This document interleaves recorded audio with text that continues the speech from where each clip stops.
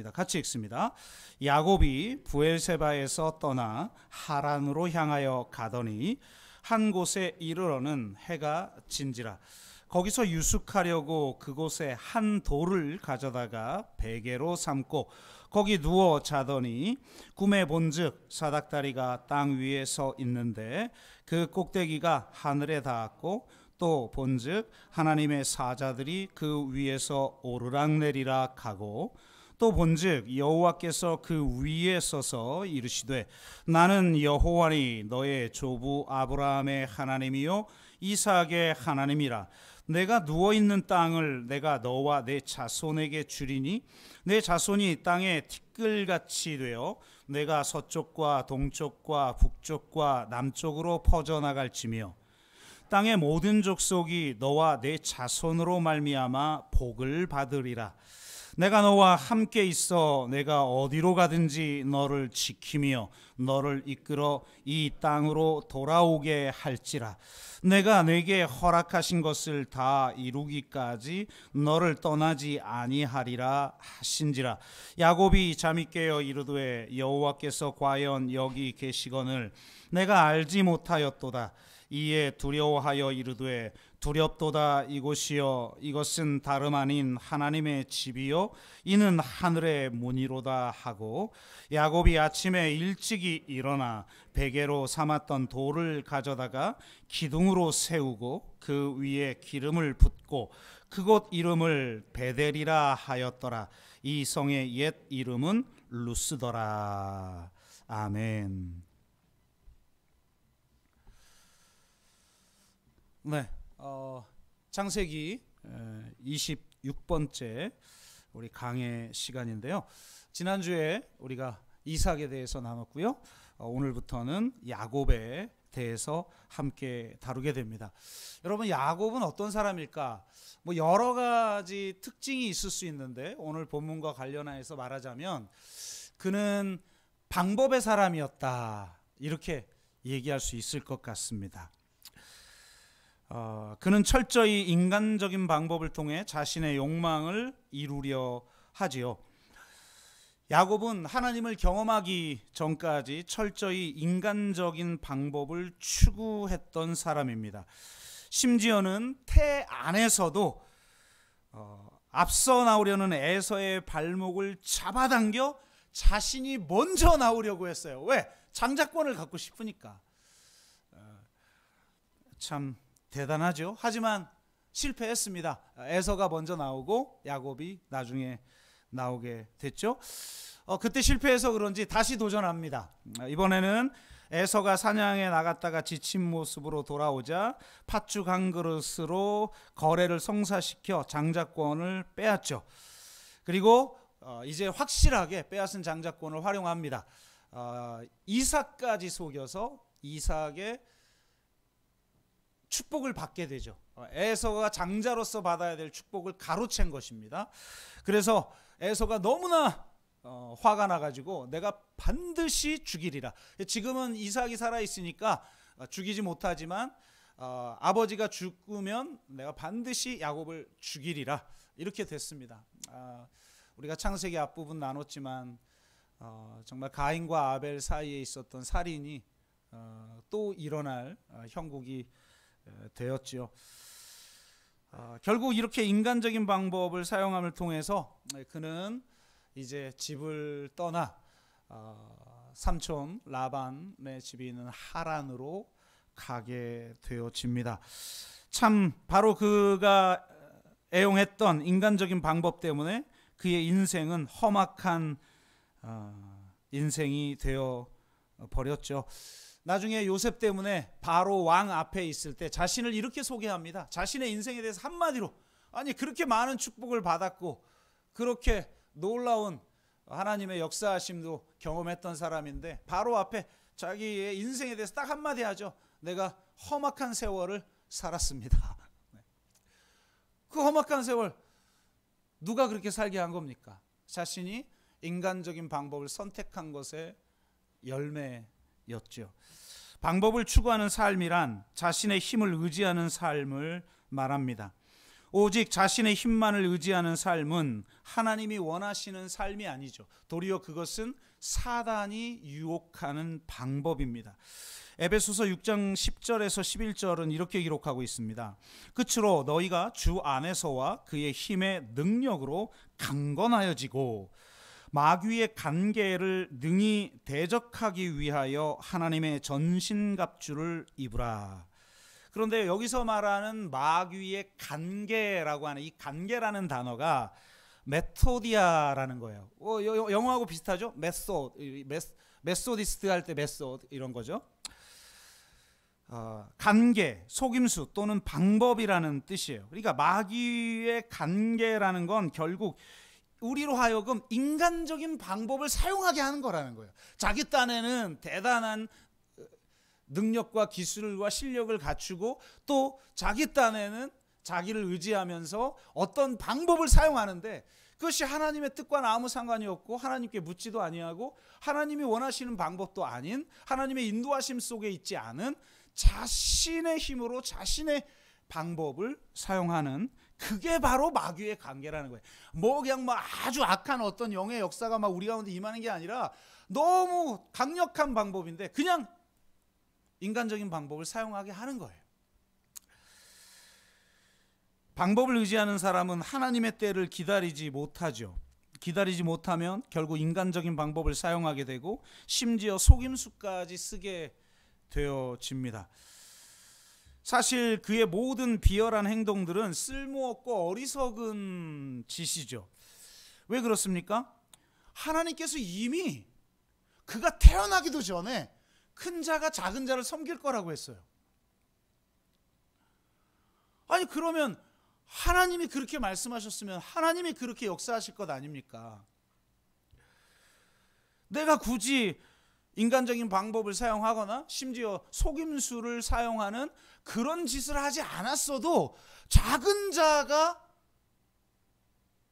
높아지는, 나중된 자가 먼저 되고 막내가 첫째가 되어지는 그런 하나님의 역전을 내 인생에서 그냥 경험했을 텐데 쓸데없이 인간적인 방법을 사용하다가 결국 자기 고향을 떠나 하란으로 가서 낯선 곳 베델에 도착하는 이런 처지에 이르게 되는 것이죠. 만약에 여러분 생각을 해보세요. 태 안에서 야곱이 에서를 끌어당기는 데 성공했다고 칩시다. 그럼 누가 첫째가 되는 거예요? 야곱이 첫째가 되고 에서가 둘째가 되는 것 아니에요. 그런데 하나님은 첫째가 둘째를 섬기게 될 거라고 말했단 말이에요. 그럼 자기 힘으로 만약에 성공했다면 도리어 자기가 에서를 섬기는 그런 일을 하게 되지 않겠습니까? 그러니까 거기서 실패한 게 사실은 복인 거죠. 그걸 모르고 또 속임수를 써서 장자의 축복을 그가 가로채게 되고 그 덕분에 그는 부모를 떠나 홀로 삼촌 라반의 집으로 도주하게 됩니다. 그를 그토록 사랑했던 어머니와 생이별을 하고 다시는 살아서 못 만납니다. 참 비극이죠. 그런데 가만히 돌아보면 우리의 삶도 마찬가지예요. 내 뜻대로 인간적인 방법을 사용하여서 뭔가를 성취해 보려고 노력을 합니다. 그게 때로는 성공하기도 하죠. 그러나 정말 그 길이 하나님이 원하시지 않는 길일 때가 얼마나 많이 있습니까? 그리고 내가 내 힘을 의지하여서 인간적인 방법을 사용하다가 결국은 이렇게 고향을 떠나게 되는 그런 실패를 경험할 때가 얼마나 많이 있습니까?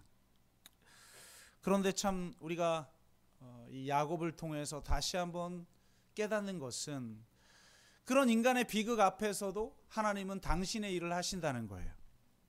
우리의 앞길이 막힐 때 새로운 길이 열리게 됨을 알 수가 있습니다.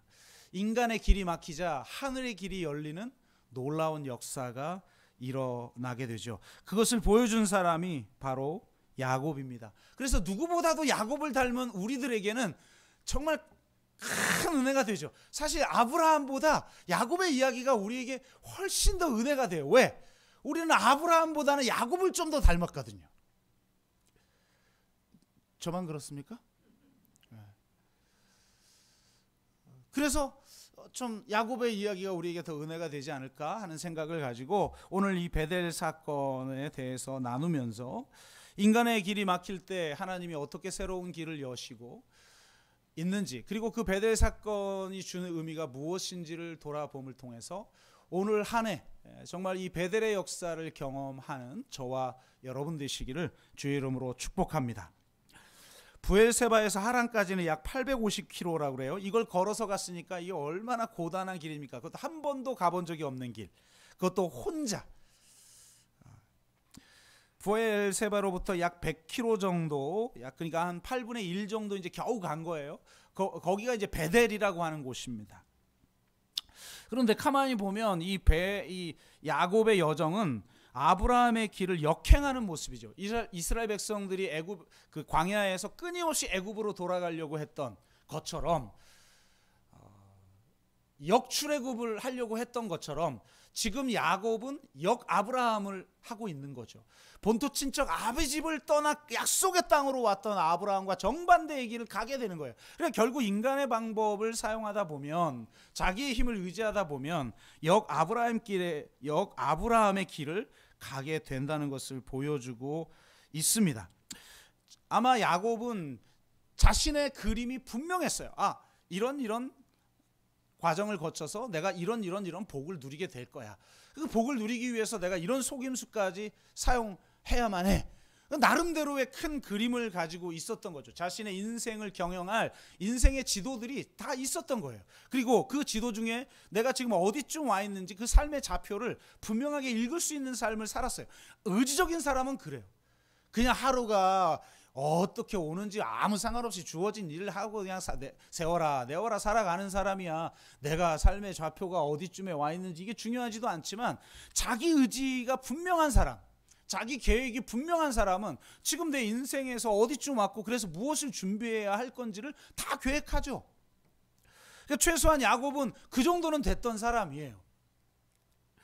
그런데 그 이정표에 의해 살았던 야곱이 지금 자신의 계획에 한 번도 있어 본 적도 없는 길을 떠나 베델에 도착합니다. 그런데 그 베델이라고 하는 곳이 어딘지도 모르는 거예요. 그래서 오늘 성경에 보면 한 곳에 이르러 해가 진지라 이렇게 표현하고 있어요.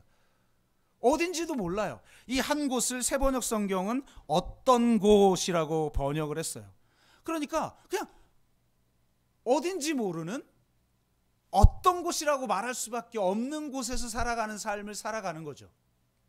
인간의 방법을 의지하는 사람들은 그렇다는 거예요. 이정표와 이제 좌표가 보이지 않는 인생을 살아가게 됩니다. 여러분, 삶이 힘든 이유는 내가 어디쯤 왔는지를 모를 때 힘든 거예요. 심지어 고난도 마찬가지입니다. 고난 자체가 우리를 힘들게 하는 게 아니에요. 그 고난의 의미가 분명하지 않을 때 힘든 거예요. 고난의 강도가 우리를 힘들게 하는 게 아니라 고난의 의미의 불확실성. 왜 도대체 내가 이 고난을 받아야 되는지 모르겠는 거예요. 여러분, 그 의미를 알면 아무리 힘들어도 버텨내고 돌파할 수 있는 거예요. 그런데 내 인생의 좌표가 무의미해지게 되어지고 어디쯤 왔는지를 볼 수 있게 하는 그 인생의 지도가 무용지물이 됐는데, 그 내가 지금 겪고 있는 그 고난의 의미가 아무것도 없으니까 힘든 거죠. 마치 사막 한가운데 있는 것 같아요. 사막은 지도가 필요 없죠. 왜? 아침에 일어나면 지형이 바뀌어 있는데요. 이렇게 인생이 좌표를 찾을 수 없는 것 같은 때가 있어요. 코로나가 그랬죠. 도무지 어떻게 해볼 수가 없는 거예요. 이거는 저 나름대로 한국교회에 나갈 방향을 제시하는 교회다라고 하는 자부심을 가지고 있었는데, 코로나 딱 터지고 나니까 모이는 것 자체가 불가능한데 무슨 어디로 갈지를 제시하고 이제까지 내가 우리가 사용했던 그 지도가 무용지물이 되어버린 시대가 되어버렸잖아요. 이게 정말 힘든 거거든요. 그런데 놀랍게 바로 이때 진짜 질문을 던져야 할 때라는 겁니다. 내가 누구인지, 내가 지금 어디로 가고 있는지, 그리고 진짜 어디로 가야 하는지. 질문을 던지지 않는 사람에게 답은 찾아오지 않아요. 그러니까 고난은 겪고 힘든 일은 겪는데 매일 똑같아. 왜 그런지 알아요? 주어진 일만 하고 사니까. 생존을 위해서. 생존이 너무나 중요하죠. 여러분, 생존이 무너지면 아무것도 아닌데, 기초가 무너지면 그 이상의 의미를 추구할 수도 없는데요. 뭐 중요하죠. 그런데 문제는 그거에 그냥 매여서 살아가는 거예요. 그래서 질문을 던져야 한다는 거예요. 내가 누구인지, 내가 어디로부터 와서 어디로 가야 하는지, 나는 지금 어디쯤에 있는지. 바로 그렇게 질문을 던지는 그 시간이 베델을 체험할 수 있는 시간인 것입니다. 인간은 바로 이 새로운 시간을 경험해야 합니다. 어떤 한 곳이 베델이 되는 체험, 어떤 장소와 시간에 이름을 붙이게 되는 체험이 있어야 하는 거죠. 그래서 자기 인생을 해석할 영적 어휘를 소유하는 복을 경험해야 하는 거예요.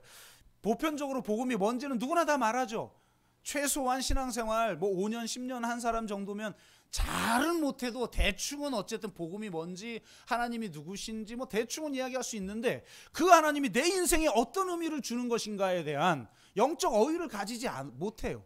자신의 인생을 영적 어휘를 가지고, 자신만의 영적 어휘를 가지고 여러분 설명할 수 있는 사람이 몇 명이나 됩니까?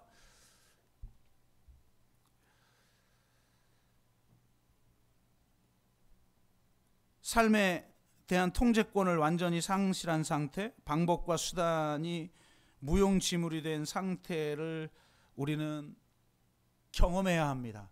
왜냐하면 그때 베델을 경험하기 때문에 그렇습니다. 인간의 길이 끝나는 때에 하나님의 길이 열리고, 인간의 문이 닫힐 때 하늘의 문이 열리기 때문에 그렇습니다. 야곱의 삶이 그러했죠. 그가 좌표를 잃고 인간적인 방법들이 무용지물이 될 때, 다른 말로 말하면 방법과 수단이 무장해제되고 이제 비로소 하나님을 만날 수 있는 상태가 되었을 때, 그때 하나님이 찾아오셔요. 하나님은 우리를 만나기를 정말 갈망하시는, 사랑하는 사람은 사랑의 존재, 자신의 사랑을 드러내길 원하죠. 그게 사랑이죠. 안에 품고 있는 게 사랑입니까? 그건 사랑이 아니에요. 사랑은 오직 사랑할 때 사랑이 되는 거예요. 그러니까 하나님은 우리를 만나길 원하고, 사랑을 하길 원하고, 교제하길 원하고, 내 삶을 이끌길 원하고, 우리를 복주시길 원하시는 분이에요. 그런데 내가 그 하나님을 만날 상태가 돼 있지 않아요. 참 안타까운 일이죠. 야곱은 한 곳에 이르러서 해가 져서 거기서 유숙하려고 그곳에 한 돌을 가져다가 베개로 삼고 거기 누워서 잠을 자게 됩니다. 야, 돌베개를 베고 자는 삶, 이거 어떤 삶일까요? 베개가 정말 중요하더라고요. 제가 이제 몸이 조금씩 망가지기 시작하면서 난청이 들리고, 이거는 여전히 아직 해결은 안 되는데, 웨이도염이나 이런 게 걸리고 안에 곰팡이가 있고, 저도 깜짝 놀랐어요. 안에 이렇게 병원 가가지고 그 안을 들여다보면서, 아니 사람 몸에도 곰팡이가 생기나? 깜짝 놀랐어요. 아주 몇 달 고생하다가 최근에 지금 이게 없어졌는데요. 그러다 보니까 아무래도 잠도 설치게 되고 여러 가지 있었는데, 저희 딸이 몸이 좀 자주 안 좋지 않습니까? 그러다 보니까 여러 가지에 이제 예민한데, 그게 마법 베개입니까? 뭐죠 그게?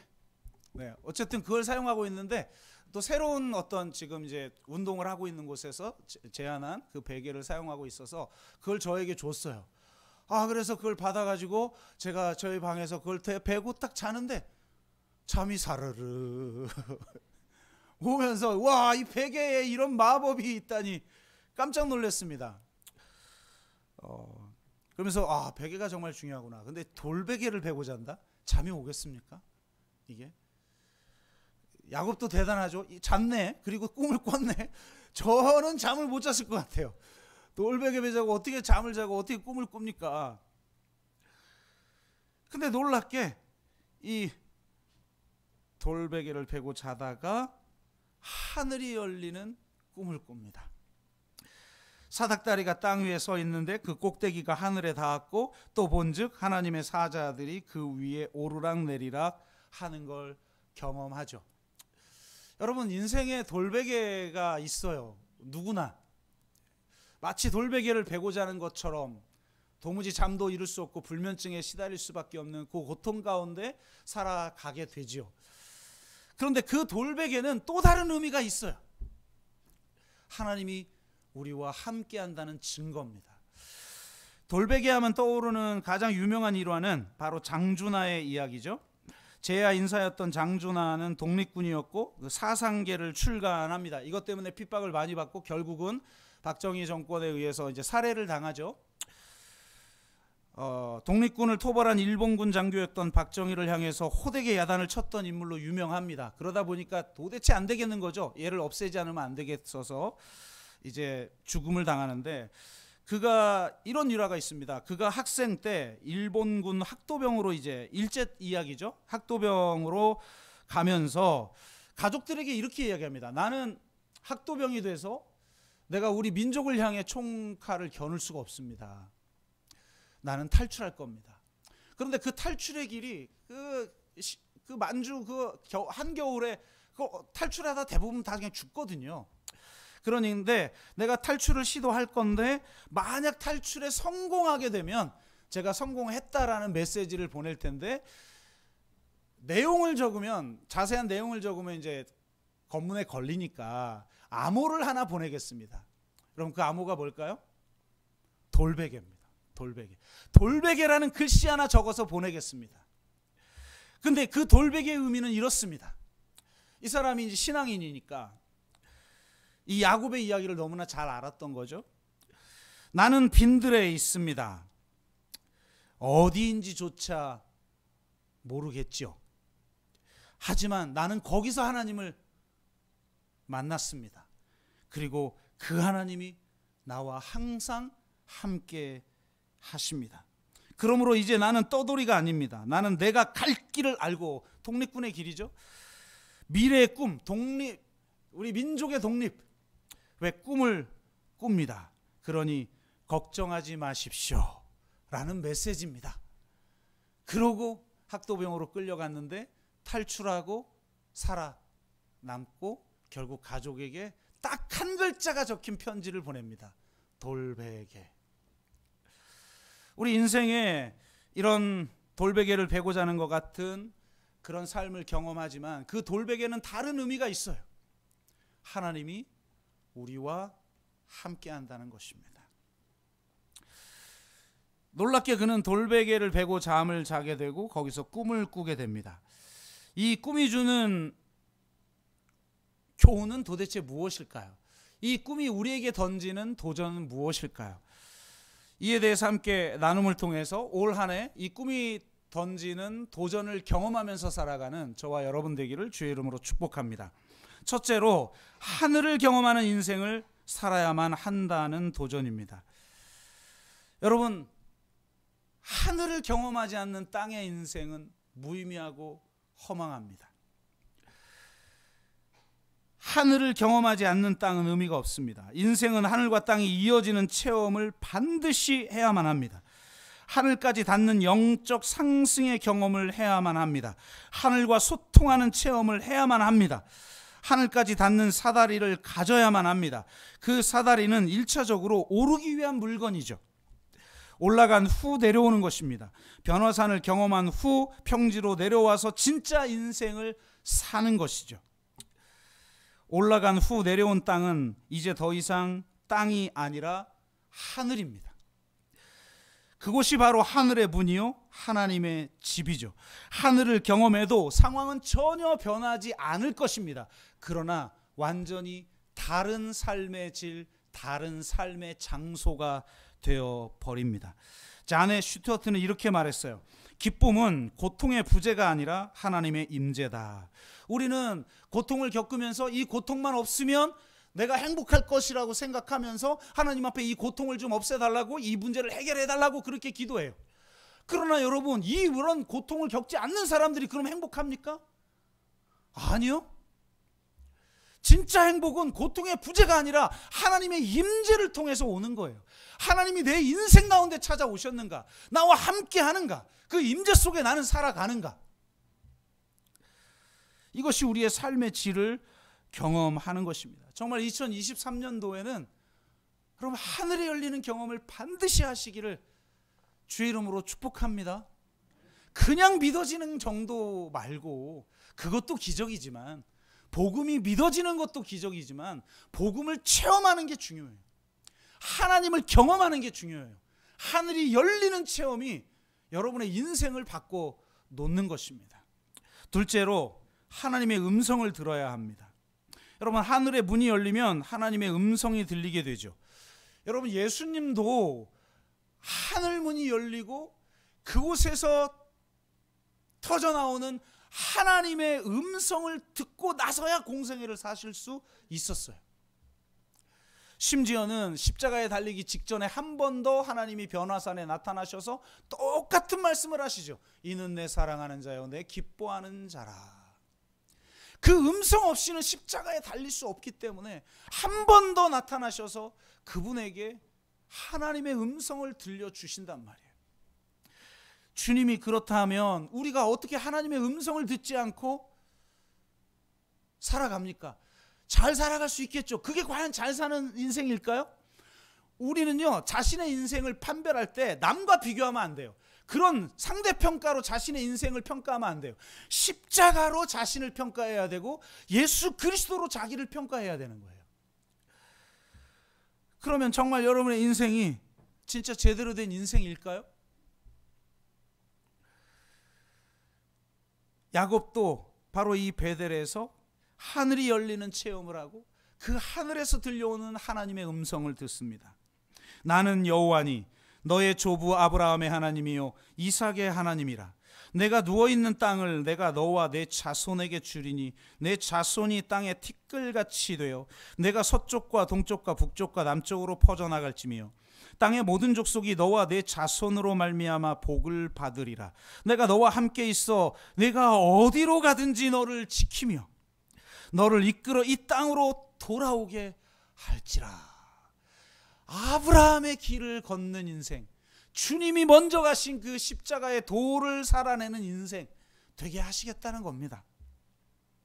내가 네게 허락한 것을 다 이루기까지 너를 떠나지 아니하리라. 아멘. 이 음성이 나를 살게 하는 거예요. 우리 마음에 심겨진 말씀이 우리의 생명이에요.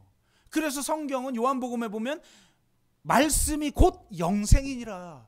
말씀이 나를 살아있게 하는 거예요. 여러분 안에 말씀이 심겨져 있습니까? 그 말씀이 살아 운동력이 있습니까? 그 말씀이 여러분의 인생을 결정합니까? 일주일 동안 아무 상관없이 살다가 하나님하고 일주일에 한 번이라도 하나님과 상관 있는 인생을 사는 여러분은 복된 인생인데, 이왕이면 기왕이라고 일요일 이후의 삶에 이 놀라운 복을 누리는 저와 여러분 되시기를 주의 이름으로 축복합니다. 세 번째, 어느 곳에나 함께 하시는 하나님을 경험하는 것이 인생의 가장 중요하다는 도전입니다. 고대 근동의 신은 지역을 책임지는 신이에요. 그러니까 여기 지역이 아닌 다른 지역엔 다른 신이 있는 거예요. 그래서 이스라엘을 침략한 그 이방 민족들을 보면 그런 말 많이 합니다. 저들의 신은 산의 신이니.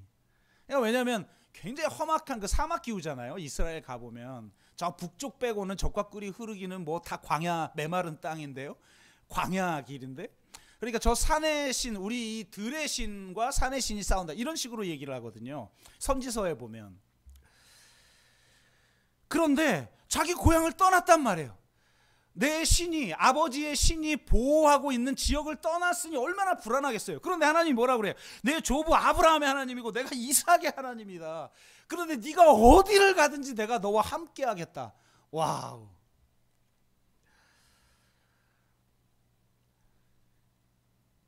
정말 하나님이 지금 여기에 계시는 줄 내가 알지 못했도다. 저 지역에만 계시는 줄 알았는데 내가 어디를 가든지 나와 함께 하시는구나.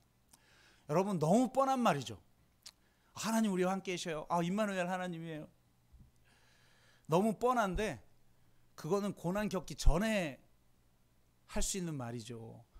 고난 겪고 나면 이런 말 쉽게 못합니다. 하나님 살아계실까? 나와 함께 하실까? 나를 버린 건 아닐까?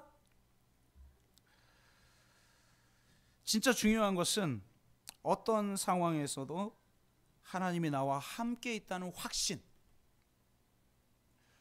그리고 나와 함께하는 그 하나님이 도대체 누구인가에 대한 절대적 믿음, 이거예요.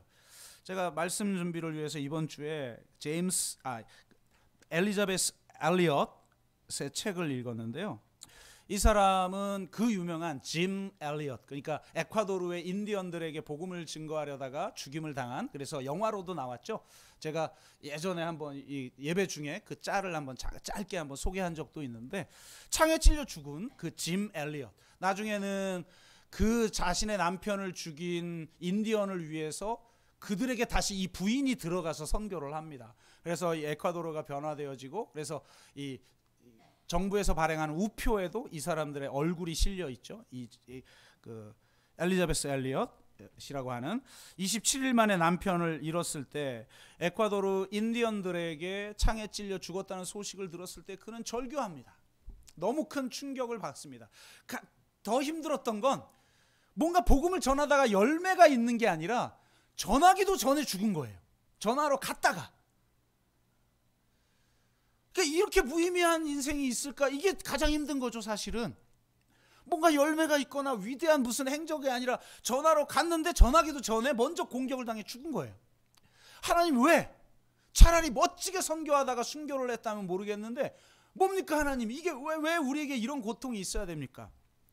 근데 하나님이 뭐라고 했는지 알아요? 그 고통 속에 절규하는데 두 마디 하더래. 하나님 따지고 보면 참 냉정해. 어쩔 땐 좀 싫어. 그죠? 짜증나. 내가 원하는 대로 좀 뭘 해주시질 않아 좀. 근데 내가 있어야 될 걸 나보다 더 잘하는 분이 해주시는 게 낫지, 내가 있어야 될 걸 알지도 못하는 내가 하나님께 이렇게 해주세요 저렇게 해주세요 대로 응답됐다가 내 인생 망하는 거예요. 근데도 그게 안 되잖아요, 우리 힘들 땐. 딱 두 마디 하더래요. 나를 믿으라. 내가 너와 함께 하겠다. 근데 놀랍게 이것이 그를 고통 속에서 자유케 합니다. 그쪽에서 가장 핵심적으로 이야기하는 건 뭐냐면, 기독교는 고통에 대해서 설명해 주지 않는다는 거예요. 기독교의 방법은 고통은 이런 거야, 우리 욕망 때문에 나타난 거야, 그리고 이 신의 섭리 속에서 이런저런 거야, 이게 아니라는 거예요. Why에 대한 설명. 욥도 보세요. 여러분, 욥이 왜 고난 당했는지 하나님이 한 번이라도 욥에게 설명해 주는 대목이 나옵니까? 아니죠. 고난에 대한 이유를 설명해 주는 것으로서가 아니라, 설명을 우리에게 주시는 게 아니라 당신 자신을 우리에게 주신다는 거예요, 기독교는. 나에게 찾아오신 하나님, 그 하나님은 십자가에 달려 죽으신 분이라는 겁니다. 십자가를 통해 그분이 나와 함께 있다는 사실을 온전하게 깨닫게 됩니다. 그분이 이미 나를 위해서 고통 당하셨습니다. 리처드 백스터는 이렇게 말하죠. 그리스도는 스스로 지나신 곳보다 더 어두운 곳으로 나를 인도하시 않으신다. 내가 아무리 어두운 사망의 음침한 골짜기로 다닐지라도 그 길은 이미 주님이 말씀이 육신이 되어 이미 겪으신 길이라는 거예요. 이미 지나가신 길이라는 거예요. 그래서 내 아픔을 아시고 나의 모든 걸 아시는 그분이 나를 믿으라. 어떤 상황에서도 나를 믿으라. 그리고 내와 너와 함께 하겠다.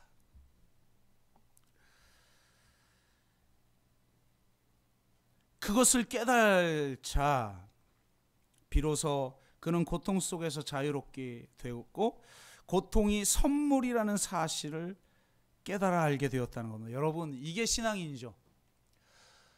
왜 나는 이렇게 힘든지 모르겠어.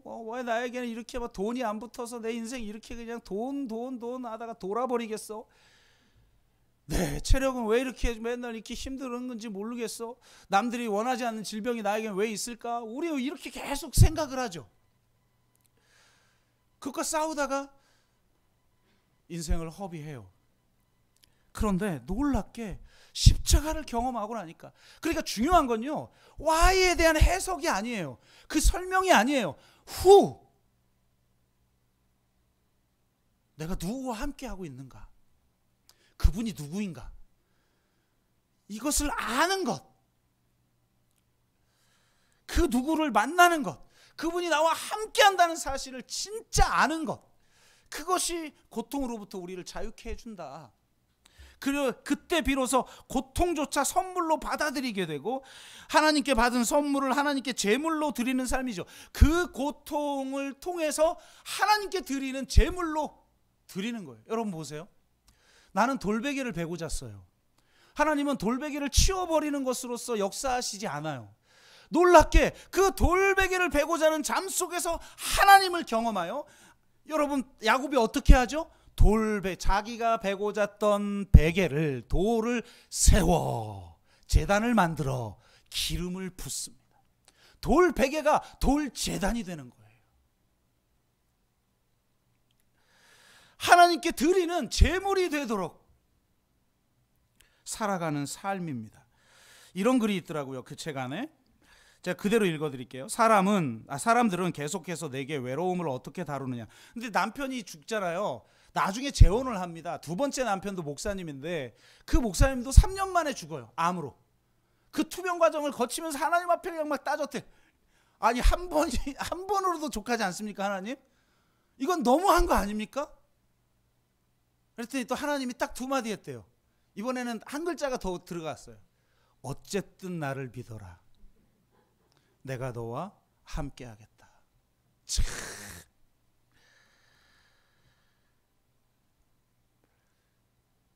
그러니 두 번째 남편도 죽고, 이런 질문을 받죠. 사람들은 계속해서 내게 외로움을 어떻게 다루느냐를 묻는다. 그럴 때마다 나는 외로움을 다룰 필요가 없다고 말한다. 정글에서 홀로 오래 지내시지 않았나요? 그러면 나는 다시 이렇게 대답한다. 물론 그랬죠. 그곳에서 결혼해서 지낸 시간보다 홀로 지낸 시간이 훨씬 많죠. 그러면 외로움을 어떻게 다루셨나요? 그 물음에 나는 이렇게 대답한다. 외로움을 다룬 적이 없었어요. 다룰 수도 없었고요. 다루면 그건 외로움이 아니고, 다루면 그건 우울함이 아니에요. 다룰 수 있을 만한 것은, 그 앞에 무기력해질 때 그게 진짜 우울함이고 그게 진짜 외로움이죠. 다룰 수 없고요. 단지 외로움을 다룰 수 있는 분께 맡길 뿐이랍니다. 다시 말해 외로움이 내 재물이 되었다. 따라서 하나님이 내 외로움을 항상 없애주시지 않는 것은 그분께 드릴 수 있는 것이 내게서 바닥나지 않도록 하기 위함일지도 모른다. 아멘. 무엇이 하나님 앞에 드려질 제물입니까? 내가 베고 있는 돌베개가 돌제단이 되어지는 것입니다. 하나님 앞에 나에게 왜 이런 돌베개를 베고자 하는 삶이 있나라고 원망하고, 이걸 좀 치워달라고, 좀 더 마법베개 베고 잘 수 있게 해주세요가 아니라, 그 베고 있는 돌베개가 돌제단이 되는 역사, 그를 통해 우리와 함께하는 하나님을 경험하는 것이 가장 큰 복인 줄로 믿습니다. 세상에 복을 추구하는 자가 아니라 하나님이 함께 하심을 경험하는 복을 누리는 저와 여러분 되시기를 주의 이름으로 축복합니다. 넷째로, 마지막으로 하늘과 땅의 연합을 경험해야 함을 말해줍니다. 사다리라는 단어가 구약 성경에서 여기에 딱 한 번 나오게 되는데요, 실상은 사다리라고 말하기보다는 계단으로 말하는 게 좋습니다. 바벨탑에 대한 설교를 할 때 제가 말씀드렸듯이 이것은 고대 근동의 지구라트를 아마 의미하는 것일 것이다. 현대 학자들은 다 그렇게 이야기를 하고 있는데요, 지구라트 신전을 보면 땅에서부터 하늘까지 닿는 계단이 있죠. 그 계단으로 제사장이 올라가고 신이 내려와서 그 신전 꼭대기에 있는 그 방에서 신을 모시는 거죠. 그러면 그 신이 내려와서 이 땅의 일들을 관장하게 되어지는 겁니다. 네, 바로 그 지구라트 계단을 통해서 하나님의 사자들이 오르락 내리락 하는 걸 봐요. 하늘과 땅이 연결되어지는 것을 체험하는 거죠. 그런데 놀랍게 지금 이 야곱이 경험한 환상은 단지 하늘과 땅의 연결만을 뜻하는 것이 아니라 하늘과 땅의 연합을 의미한다는 거예요. 자, 28장 12절을 보면 이렇게 기록하고 있죠. 꿈에 본즉 사닥다리가 땅 위에 서 있는데, 그러니까 계단으로 우리가 이해를 해봅시다. 계단이 땅에서 하늘까지 이제 닿아 있다 이 말이죠. 하늘에 닿았고 또 본즉 하나님의 사자들이 그 위에서 오르락 내리락 하고, 이렇게 묘사하고 있는데, 여러분 어디서 많이 읽은 글이죠? 요한복음 1장. 나다나엘에게 예수님이 이렇게 여러 말씀 중에 마지막 말씀이 이 말씀이에요. 또 이르시되 진실로 진실로 너희에게 이르노니 하늘이 열리고 하나님의 사자들이 인자 위에 오르락 내리락 하는 것을 보리라. 그러니까 이 계단이, 하늘과 땅을 연결하는 계단이 누구라는 거예요? 예수님이라는 거죠. 그런데 단지 연결이 아니죠. 제가 지난 크리스마스 때도 예수님의 오심은 성육신이고 성육신은 곧 하늘과 땅의 연합을 의미한다, 이런 말씀을 드렸는데요. 점점점 저는 이 코로나19 이후에 필요한 영성은 개신교의 영성과 카톨릭의 영성과 동방 기독교의 영성을 통합할 때 가능해진다, 이것을 깨닫게 됩니다. 각자의 장점들이 있죠.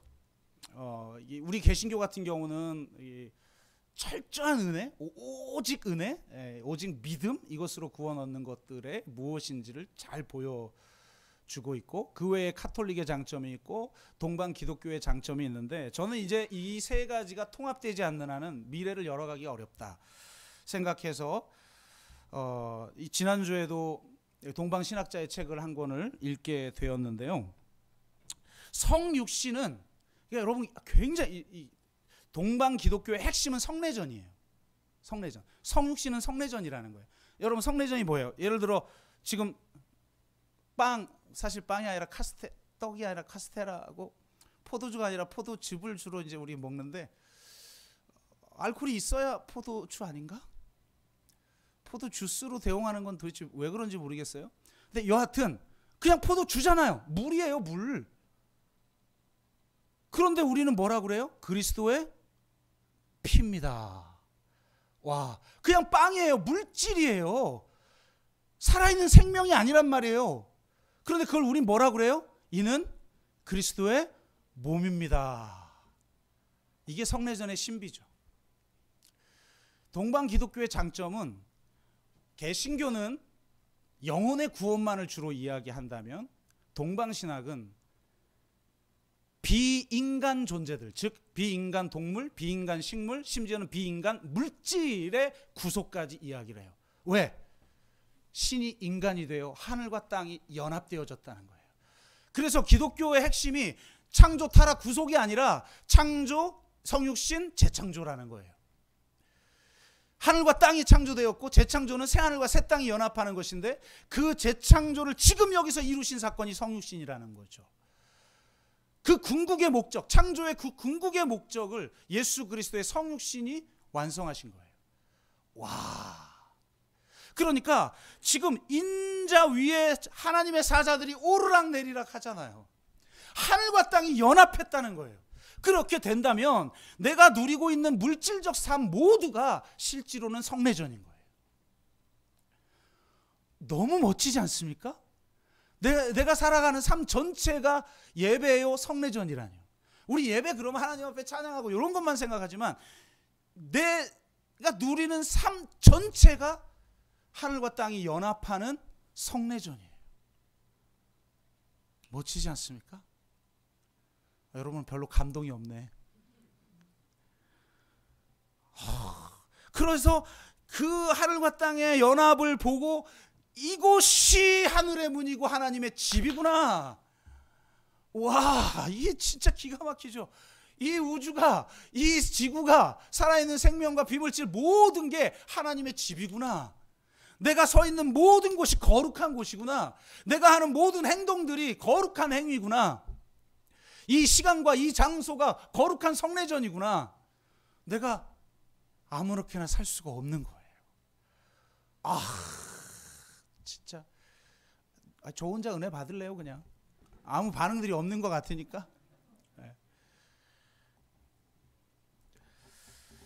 말씀을 마칩니다. 인생의 문이 닫힐 때 하늘의 문이 열립니다. 인간의 길이 막혔을 때 하늘의 길이 열립니다. 2023년 여러분 돌 베개가 돌 제단이 되는 역사를 경험하시기를 주의 이름으로 축복합니다. 하늘문이 열리길 바라고 하나님의 음성이 들려지길 바라고 내가 어떤 상황에 있든 주님이 나와 함께하는 것을 정말 절대적으로 믿는 믿음 안에서 내 전 삶이 하나님께 드리는 성례전이 되는 삶, 하늘과 땅이 연합한 하였음을 온 세상에 드러내는 그런 삶을 올 한 해 살아가기를 주의 이름으로 축복합니다.